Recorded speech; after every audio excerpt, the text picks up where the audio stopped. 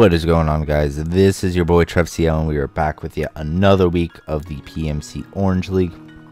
This week we go against Zamcro and his Blackmont Raikougars. And I know we've really had a bit of a skid the last 2 weeks, losing the Frawls and Chris. I really thought going into the season, I thought I could beat both Cap and Frawls. And then Aki, Chris, and Sam were toss-ups for me. At least for the first half of the season. Second half, no matter what happens in this game, I'm pretty confident that I can do well in the second half. Just because looking ahead, a lot of my matchups are a lot easier. Not like coaching wise, but just like team wise. I have a lot of favorable matchups, I feel. But right now we are sitting at 2-2 with a 0 differential, and I really want to win this game because going into the second half of the season with a positive record, positive differential, will pretty much, I feel, if I just play well the rest of the season, will pretty much cement myself in the playoffs. But first we gotta see what happens in this game. But speaking of Zam's team, his team is super spooky. He's got tons of offense. Going over his team: Weavile, Thundy Eye, Nidoqueen, Arcanine, and Mega Medicham, Cofagrigus, Empoleon, Whimsicott, Ditto, Drampa, and Shuckle.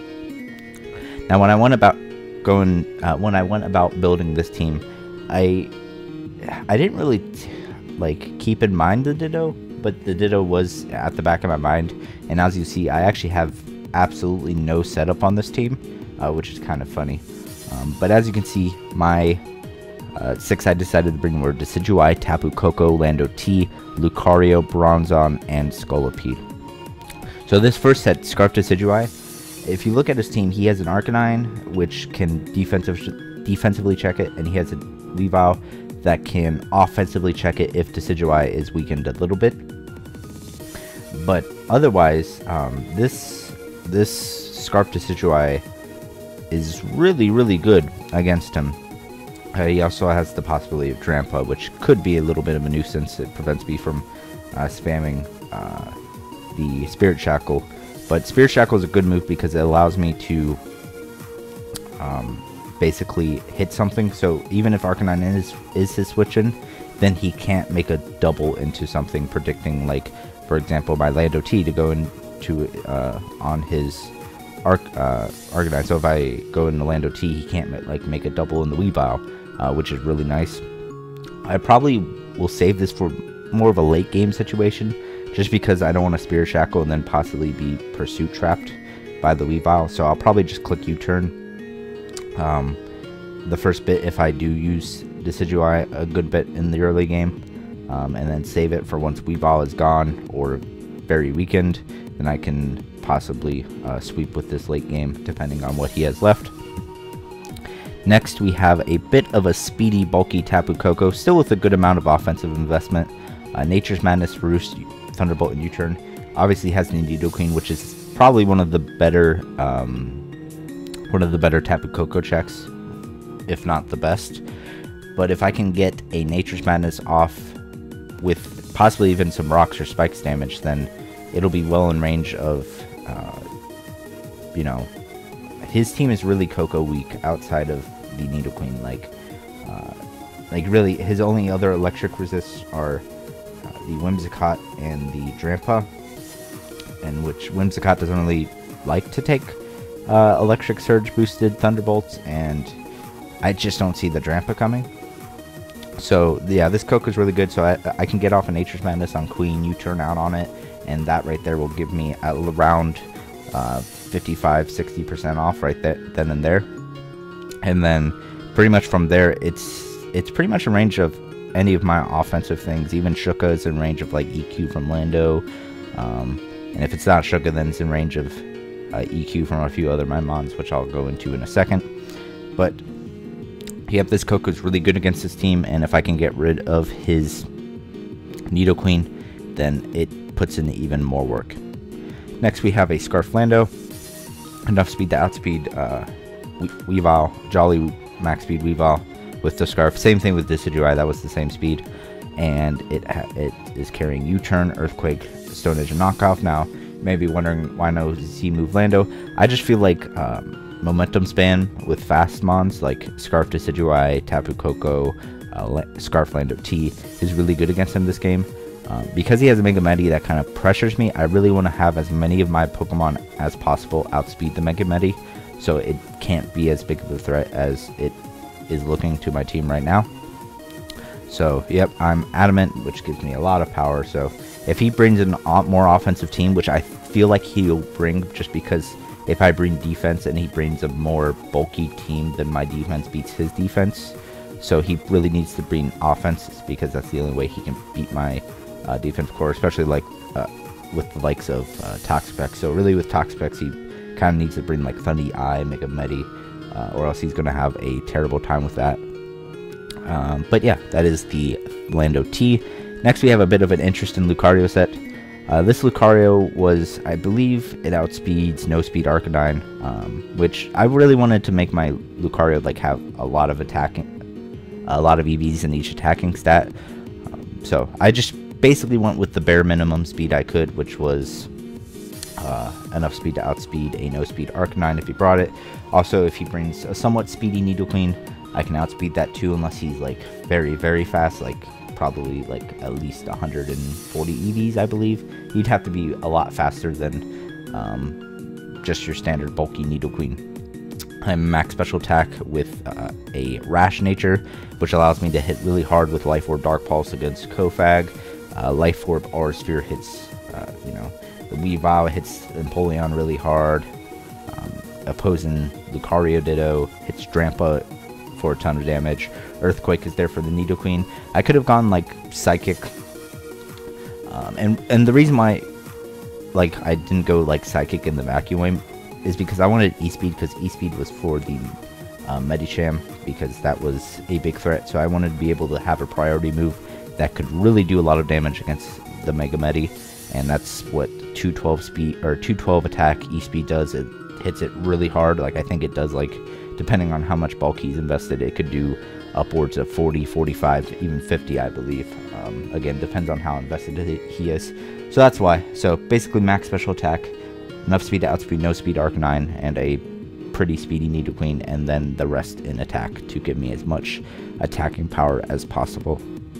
Next we have kind of our pseudo Mega Medi checks, and by pseudo Mega Medi checks I mean they have Protect and they have Rocky Helmet. So this Bronzong is my rocker with Protect, just to ward off the possible HJK. Stealth Rock, again rocker, Gyro Ball, and Earthquake. I obviously know that I don't have any Fizdef outside of being the bold nature or the relaxed nature. This helps me basically take on both most of his special threats and a little bit of his physical threats. Like I think I can take a knockoff from Weavile, as long as it's not like Bandit or Life Orb. And if he has Bandit or Life Orb, I'll obviously know due to calcs or the damage he'll take. So yep, but Bronzong's really there just to get off chip damage on the Mega Medi and get up rocks. And Scolipede is basically the same, just get off damage with spikes, get off damage on Mega Medi, and also, not too bad of offensive matchup. That's why I'm running max attack, because he doesn't really like switching into Mega Horn plus EQ. Really, the only thing that can switch into that comfortably is Cofagrigus, as even Thundee doesn't want to take a max attack Mega Horn if it doesn't have to. And another thing is that, yes, I know he can steal my speed with his Ditto, but at the same time, his moveset can't touch my Lando. It can't really hurt my Bronzong too much. It can't even really hurt the Scolipede too much either. It can do a decent amount of damage with Earthquake, but not too much. So worst comes to worst, if he copies this and gets a lot of speed boost, I do have a Lando, which completely walls it as long as I keep it healthy. So, yep, that's the team. Let's go ahead and get right into the battle.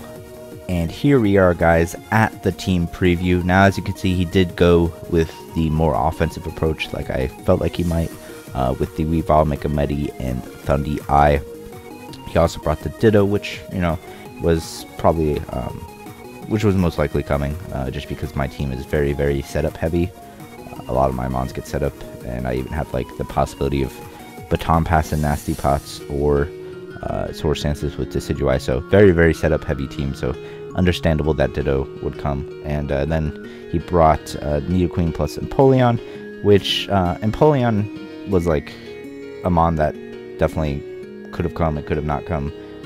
It was pretty decent against my team, just because it could largely check a lot of my more defensive stuff, and it was also there for defog, so I couldn't. It could be there for defog, so it could not. So I couldn't hazard stack. And then either his Empoleon or his Nidoqueen could be the blocker. He could also have T-Spikes on the Nidoqueen, just in case I didn't bring the Scolipede. So yeah, that is his team, and I'm just going to get right into it. So I'm going to lead off with my Bronzong, just to get my rocks up, because I feel like rocks are going to be really huge this game, as he goes for the sub right away with the Thundi, which is a little bit scary, because Nasty Plot Thundi could be a very big detriment to my team, but he just goes straight for the Thunderbolt. Doesn't do too much damage, as I break his sub with Gyro Ball, because Thundi is fast and not too bulky. And right here, I'm actually going to go into my Coco, which actually works out. I was predicting him to T-Bolt again, or maybe even Dark Pulse, but that play also worked out really well as well. And I'm going to predict the switch into Nidoqueen right here. Either way, Nature's Madness was largely my best play, because it would still do a chunk to the Empoleon. And if he went into Nidoqueen like he did, then I would get off a huge amount of damage, which I do, as he's going to go straight for the Super Feint. And he's going to take Rocky Helmet damage, and then I'm going to kill him with an EQ. This is great. Coco counter is already gone 6 turns into the game. If that was his rocker, then his rocker is gone, possibly. And if it did have T-Spikes, then I don't have to be pressured to keep Scolipede around to absorb them or switch them in. So that's really great. So right here, he's going to go into his Ditto, copy my Scolipede's, copy my Scolipede. But right here, I'm going to go my Lando, because that is my easy switch into this. Like I said in the team builder, he has nothing on this. I have nothing on my Pede that can touch my Lando for really any damage at all. I'm going to go for the EQ here. I know he could. I know his Thundi could have stayed in, or he could have gotten the Thundi like he did. But I felt like if he went in the Medi, that would be a lot more detrimental on my Stone Edge than him going into Thundi. So right here, I'm going to go into my Tapu Koko as he goes for the Hidden Power Ice, I assume. And that does quite a bit, but not like too much to not be comfortable with. And right here, he has no good switch-ins to this Koko. Even his own Ditto would get beat 1v1, because I have